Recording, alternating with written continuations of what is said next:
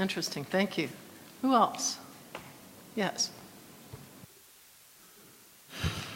Игорь Лоскутов, Kazakhstan. Igor Loskutov from Kazakhstan. I would like to share our experience as far as the question at hand is concerned. The thing is that in accordance with Kazakhstan legislation, the term journalist is clearly defined. A person who has signed an official contract with the media outlet can be named journalist. Either this is a labor contract or any other contract or subcontract and so on and so forth, including outsourcing. In any other cases, a person cannot be deemed journalist. And there's another question that I wanted to raise. Something hasn't been discussed in my opinion. The Civil Code article stipulates that all rights and liabilities are given to each individual person. In fact, many bloggers are using fake names or nicknames when posting their material. And therefore we have the following question: whether an anonymous person, can he be vested with certain rights and duties? For example, in our country, journalists can work under fake names. However, bloggers, since they do not have any contract signed with anyone, this question is simply closed. And the law on copyright also stipulates the right to use fake name and to have a copyright. However, the question is whether the material that is being published can be considered to be an item which is worthy of protection by copyright. For example, if bloggers are writing information about cats or dogs and so on and so forth. On the other hand, if these people are not deemed journalists in accordance with our legislation, the question is who they are. Either they can be considered as owners of a media outlet, or perhaps they own a share in a media outlet. It means that they have domain names of the third or fourth level. However, we have the following question here. We know it's very difficult to receive ownership rights to a domain.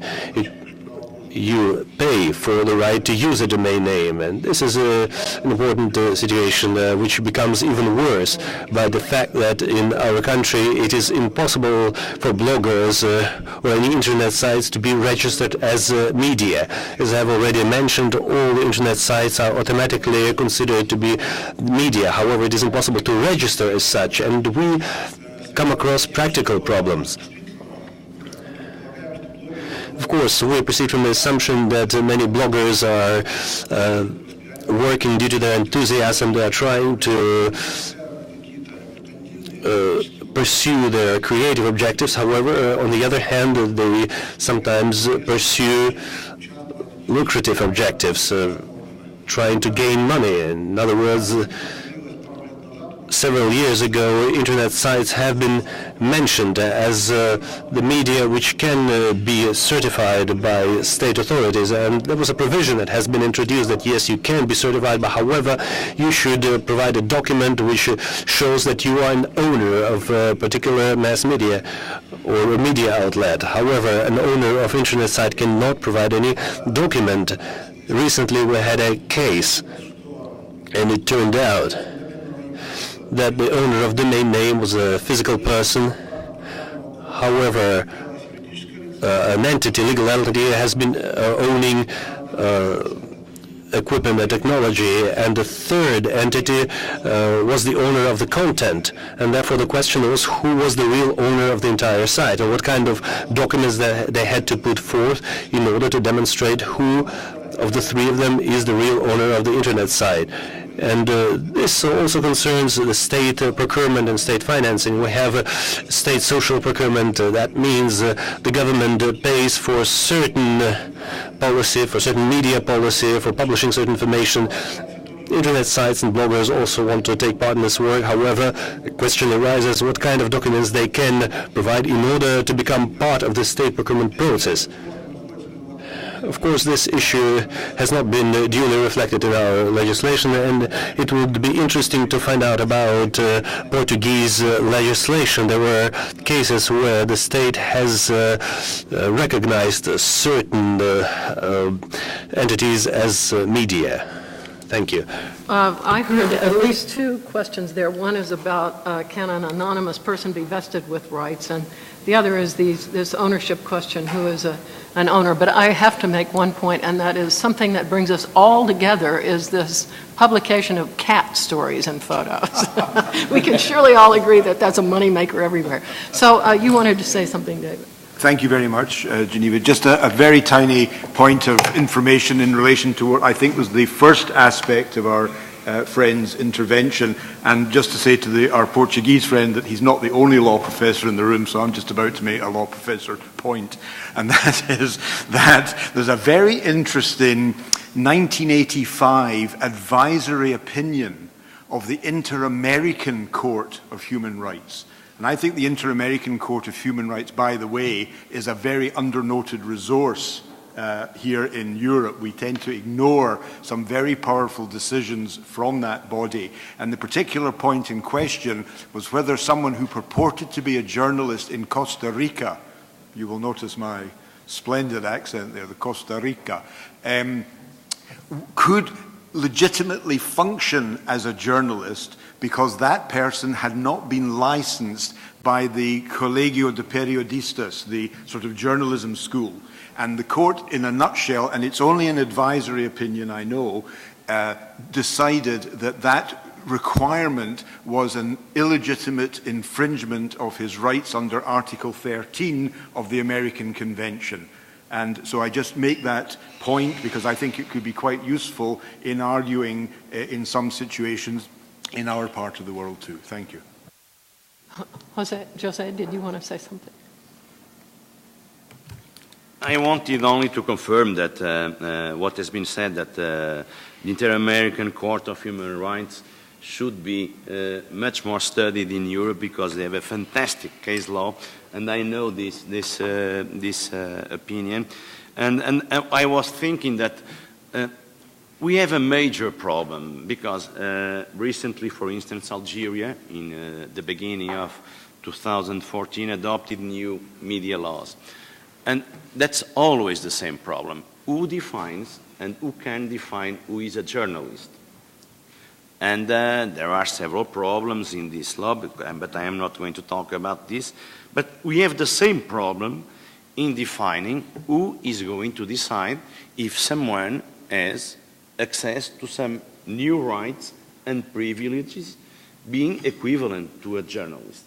You cannot expect a non-democratic power to do that. You cannot expect in a democratic society that this will be a problem because there are the courts and there are, in the last instance, the European Court on Human Rights. So the judicial power is the most important power to define clearly who can benefit from this new status. But the truth is, if a certain government doesn't like journalists, doesn't protect them against physical violence, doesn't protect them against search and seizure, doesn't guarantee the freedom to express, how is going to accept to enlarge the protection to those which he considers as simple citizens, which are, in his perspective, violating the law? So it's more or less like the problem of the public interest. And a great judge of the Supreme Court of the United States once said about pornography, no one can define it. This is a myth, but you recognize it immediately when you see it. And I think that even the problem of the public interest is something that can be defined in a case-by-case situation.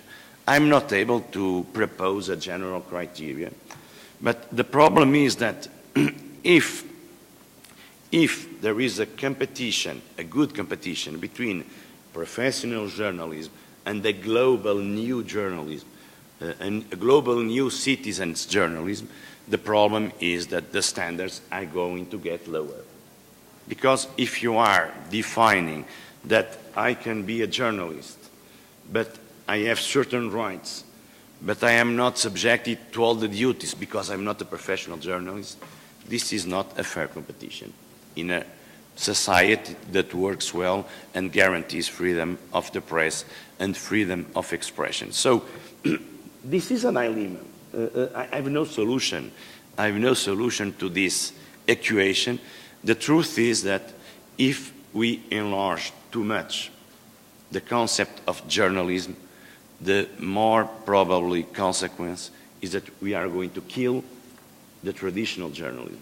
And to answer your question, in Portugal, I made a reference to this case of the site of the city of Porto. What was the problem the next weeks? Several sites addressed the regulator asking him to certify that they were under the jurisdiction of the regulator, some kind of quality certification. And I refuse to do that. I have not the ability, nor the capacity, nor the right to make some kind of certificate that you are from now considered as a media. I refuse to do so, and they were very angry with me, and to see how they can be intelligent. You know what one of them made? Invented a complaint from a friend, a complaint against him. And so I was obliged by law to make my analysis, and we concluded that yes, it could be considered, and so he could get the result that he wanted, but this is going to be also a problem. If someone now wants to be certified in an abstract position, not in a concrete case, certified as a media, what is going to be the position of public powers? I refuse to do so, and I'm convinced that my decision was a good decision, but this can be a very difficult problem to solve. I think that a regulator should not certify journalism. It should exercise its powers on the strict limits of the law. Thank you. Dunya, you wanted to make a response to this question of the inevitable decline? Just a small, really brief comment. Regulation was mentioned, and what José was saying, certifying journalists or looking into the issues related to print media, I would just say hands off. It's a deadly and very dangerous road if the regulator would engage in this. This is not job of the regulator to examine content or to be used as some sort of judge what is acceptable and what is not acceptable and who is really a journalist and who is not a journalist. But what I would also like us to not to forget is that in this discussion that is very expert discussion, very technical discussion, trying to answer many sensitive, controversial questions for many societies. When we talk about, and Nenad is gone, and he was talking about BBC journalism and journalism in democracies, in the countries where there is rule of law, independent judiciary, free flow of information is not something that is questionable. In those cases, we can continue engaging and talking about really there are certain limits and what needs to be protected and what is in the public interest. But what are we going to do where there is no democracy, no free flow of information, no news at all, no journalists at all, or they are underground? I just issued a statement on Crimea. What are we going to do there? Are we going to tell them, oh, don't write about what's happening in Crimea because you are not a journalist according to the de facto authorities there? What is going to happen in many other parts of the world where there are people engaging in order to tell us, to reveal wrongdoings of their authorities, threats, criminal issues, corruption, and it's coming really from people that never engaged in journalism. So in a way, this is also a proof that if we go into the area of definition and defining, it's, in my view, not a very good direction. But of course, it's important that it's tackled. But we also have to come out of the bubble of living in a countries where these things are not questionable. And even there we have problems from time to time. Even in the countries where this is something that is tradition, freedom of expression, freedom of media is a long tradition that needs to be protected. But what to do with the parts of the world, and here I'm also talking about OSCE region, where there is an enormous and dangerous threat. And if we that are in a way fighting and promoting and having a mission of protecting free speech and freedom of the media, giving some sort of green card in order to engage in licensing and defining something that at this stage at least should not be defined in my view. So that's just a remark. Thank you. Who else? Yes. Just a very brief comment. I couldn't agree more with Dunya's point. I think it's past the point to try and draw analogies that are not feasible. So a blogger is a blogger. It's as simple as that. He's not a journalist. He's not any sort of other group member. He's a blogger, whatever that means. So these analogies are not feasible. They are past the point, and we are trying to regulate with obsolete tools. So one of the main tools that we used to have, one of the main criteria, for lawyers at least, when it came to freedom of expression and free press, was space, the locus, the forums. Now the internet has contested this criterion, so it's not very easy to grasp what this new concept is all about, blogging. There are blogs that have greater readership than a few newspapers, and there are blogs that go unread. No one has ever read them. And I think that we should celebrate that both of them are there. Meaning, and I would like to link this up to the concept that was raised by the first speaker, Tarlak. We should probably be more interested in fixing a good environment for the right to freedom of expression to flourish online. We should focusing on maintaining the internet architecture to make this right feasible online. The VPN was mentioned, Tor was not mentioned, but it's a great tool. The internet has given the promise of a great communicatory platform, and I think that the states should be more concerned with fixing this broken promise as it stands. One of the issues that was discussed was educating the citizen. I think that we should start discussing educating the state as well, to be trying and maintaining this platform. It comes to mind these protests that they were holding in the US after the SOPA and PIPA, this failed legislation. And what comes to mind is this picture of a lady who was holding up a sign that said, "You should not regulate what you do not understand." So it seems to me that this is I'm sorry, would you repeat that? You should not regulate what? What you do not understand. So unless we understand how it works, we will not be able to regulate, we will not be able to draw analogies, and we will not be able to sustain, to make a sustainable environment for freedom of expression. Да, у меня небольшой... Значит, смотрите, я поняла вот после того, что блогер – это блогер и так далее, что у нас не хватает одного понятия в дискуссии. Нам нужно ввести еще понятие средств массовой информации. We need to explain what is a mass media. We have a journalist, a blogger, and a mass media. When we're speaking about a blogger as a mass media, we are saying that a blogger is in a way a mass media, because as far as a lot of people are reading him, that means that he is spreading some sort of information. And here the question is only how many people are following him.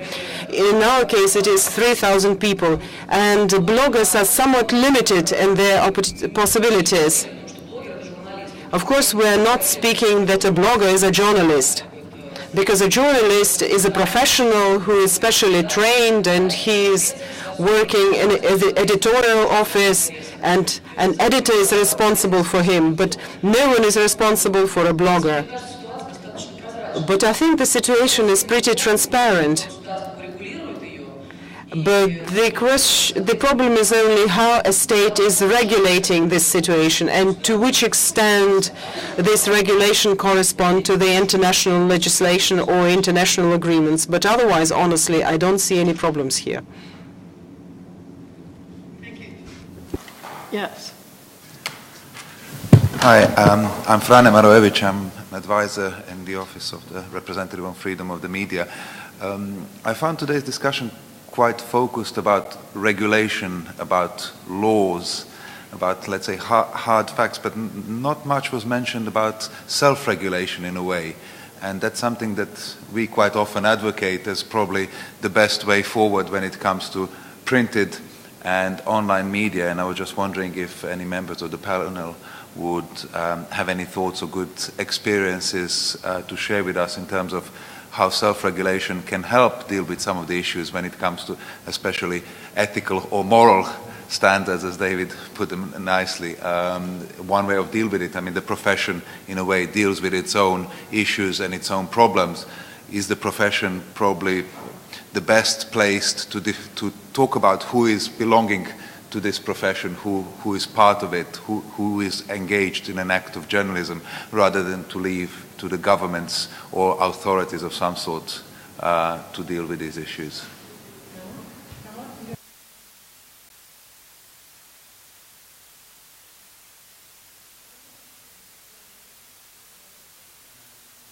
One comment. I'm a very, very strong supporter of self-regulation, but I'm losing completely the faith in self-regulation. That's all. Because unfortunately, all the examples that I can invoke are not very convincing, but I'm still convinced that this is the way, much more than public regulation. Maybe I'm much supportive of co-regulation mechanisms to begin, but unfortunately I almost lost my faith in self-regulation for itself. I can't invoke many good examples of self-regulatory practices without any of the other mechanisms to compensate or to evaluate or to develop some accountability mechanisms. That was a quick rain check, Tarlak. There you go. Yeah, I'm from Ireland. Rain is always around the corner. So. First of all, I think it's important as a matter of principle to invest a large amount of faith in the potential of self and co-regulatory mechanisms. But again, I share the skepticism about how that always, or how that sometimes pans out in practice. I think just to add another question to yours, actually, and it's also born out of a sort of skepticism about self-regulatory initiatives in practice, and that gets back to what Yaman mentioned this morning as the private zone, which concerns the new gatekeepers in particular, the big dominant forces online, such as the Googles, the Facebooks, the YouTubes, and what kind of overarching self-regulatory initiatives are in place there, how they're being developed, and what their effectiveness is in practice. I think that's a huge area to be examined, and again, I wonder what the views would be of people who are following that more closely. If I may step out of my moderator's role to second your enthusiasm, I admit that it's probably still more aspirational than accomplished, but I do think in the U.S. that the discussions attempting to figure out the changing roles and the rights and responsibilities have been extremely useful, if nothing else, in helping journalists understand the increasing power and prospects of these other actors and trying to understand the difference between what journalists are doing and what they're doing, and also the potential for collaboration, which is growing by leaps and bounds. So I think it's very important.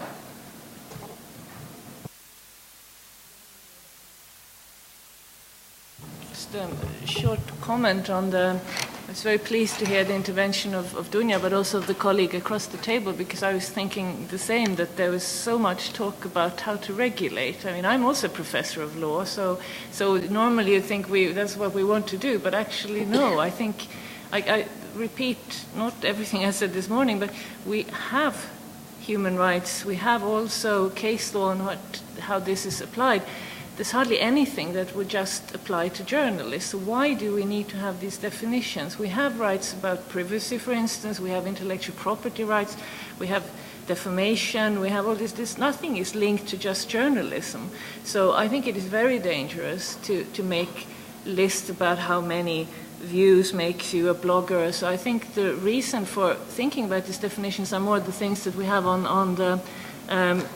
the screen here still, which are protection, that journalists, the people who are engaging in this activity, may be looking for some protection, but now the discussion has been as if the state needs to have control over who these people are. And then I would really say no, they don't. Not if this is a democratic state which respects freedom of expression, because everybody has the right to access information and spread it. And we just need to see how can we avoid, for instance, incitement to hatred and violence, but that can be done by people who are not journalists. I think we're getting engaged in a discussion that looks like we're trying to make some kind of restrictions of open journalism, which is rather unfortunate. And maybe the self-regulatory point, if I may just think one more minute, that as David and Wolfgang and myself this morning in the taxi basically solved all the problems. We're in a hotel quite far away, but still we solved all the problems to do with anything in the world, apart from how then to implement these wonderful rules. And I think that is the issue where self-regulation may stumble, because it's one thing if you have a defined group of people who, for instance, belong to some kind of, an ethical society of doctors or something like that, and to be in that you need to adhere to certain rules.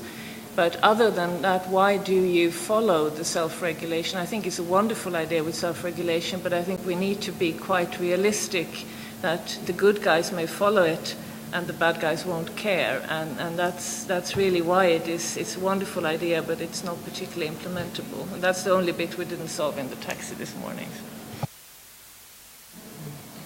Did you want to say something? Yeah. Знаете, вот я... I'm going to support the colleague that self-regulation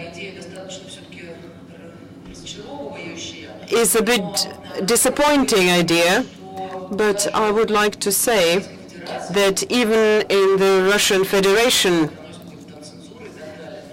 which is considered a country with a strict censorship, nevertheless, in our case, we have a very good institute of the public partnership when the state is cooperating very closely with some particular sector. Unfortunately, very often it works in a strange way.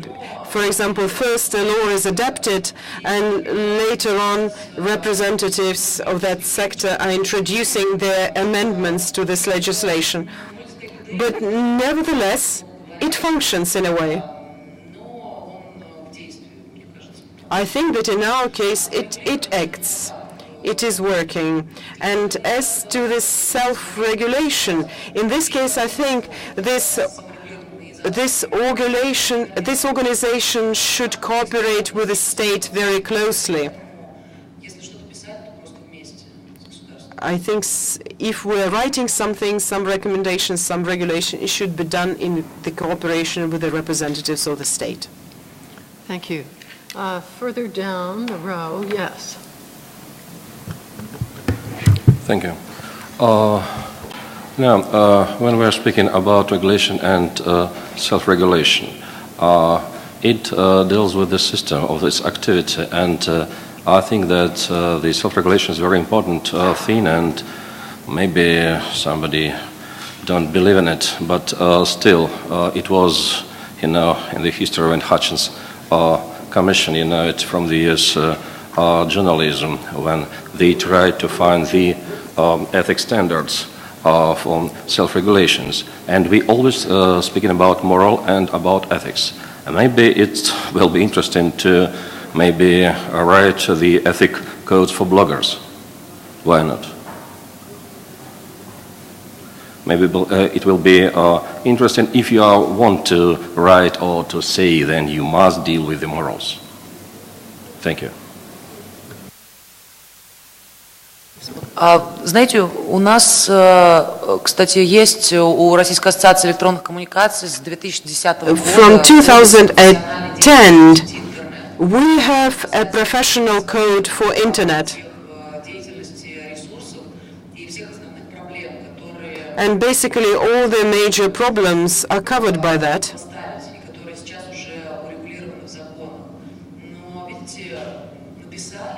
The thing is that this code was written, for a while it worked, but sooner or later a situation appeared when the state thought that this code should be transferred into a law, a very detailed law.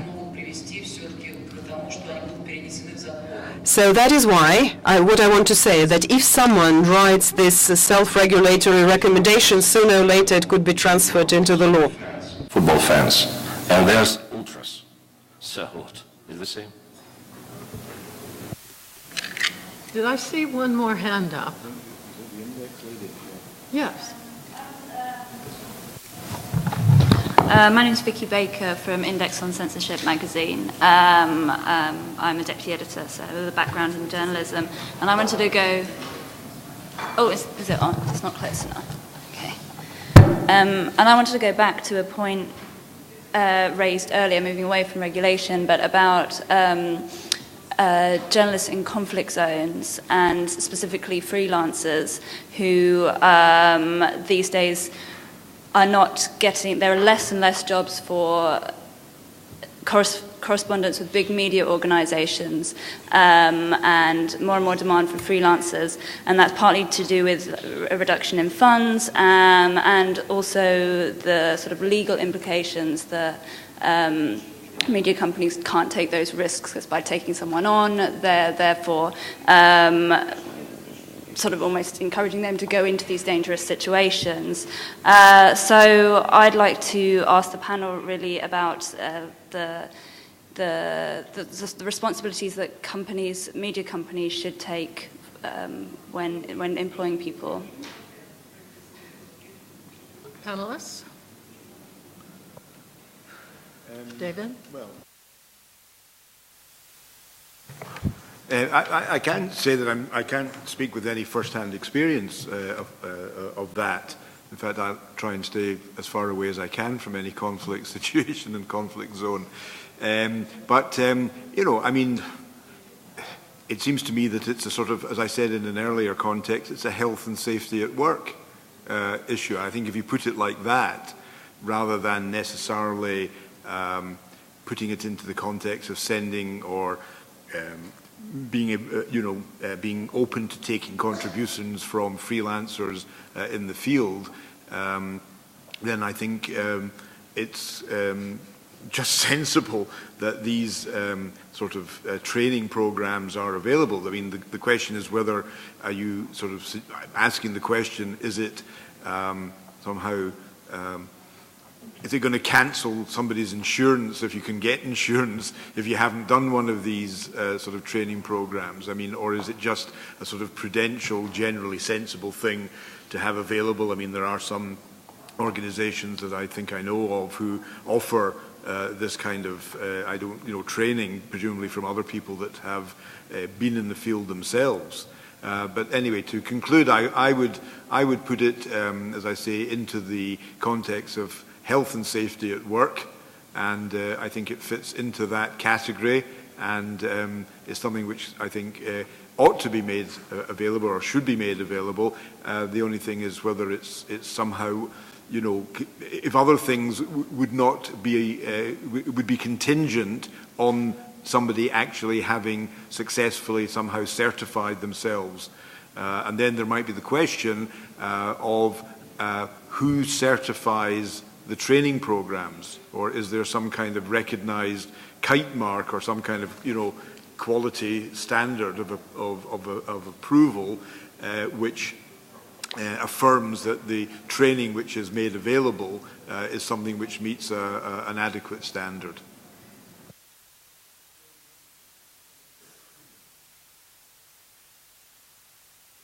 I went through that training program. The BBC never sent anybody into any of the war zones without going, because they couldn't get the insurance for them. Basically, it's something no freelancer can afford. We're talking about something close to £10,000 per person. It's a 3-day course organized by specialists from, basically all of them are former Royal Marines. Now, the one lesson they persistently pounded into our heads through this 3-day training where they trained us was, the one thing you need to learn is just how ill-qualified you are to survive out there. Yeah. Just a good lesson. Quite a lesson. Thank you. I'm going to take just a very few minutes here to run briefly through what I have sort of selected as highlights in my notes, calling upon my ancient reportorial skills and hoping that it might be of use. I think certain themes kept recurring, and it might be useful to think of those. Dunya very capably opened us with a reminder that basic human rights remain the same on or offline. I think very helpfully reminded us about the conclusions from the previous forum. Participating states acknowledge the change, refrain from trying to define journalists and journalism. New media need to enjoy at least some of the freedoms, and the importance of media literacy. Jill opened with a video which is quite remarkable in retrospect. She talked about how we have a much richer tapestry with this participatory and collaborative journalism, but the challenges are significant. What is journalism? What is the public interest?